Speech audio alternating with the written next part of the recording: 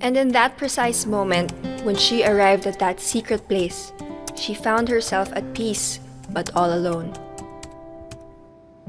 But there was an air of excitement around her as she looked around confused. Not sure what to expect, but somehow certain that this is the place where her life will begin.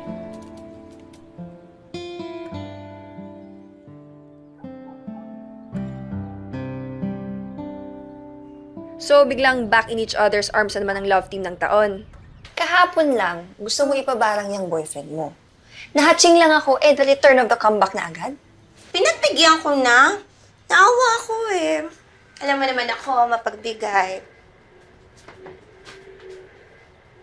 Sabi ko sa'yo mas kihigad mapapahiya niya sa inaasal ng pinsan mo So ano, nakapag-decide ka na?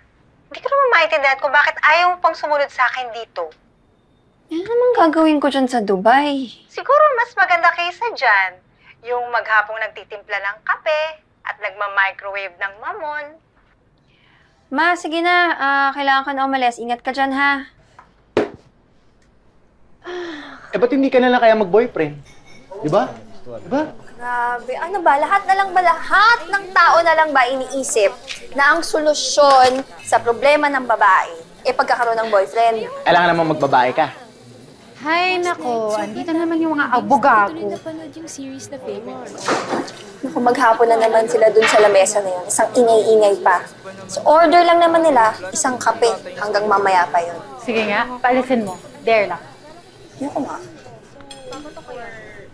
Ay, can I order one order ng Americano? Tapos, Isang mocha latte? memorize mo na.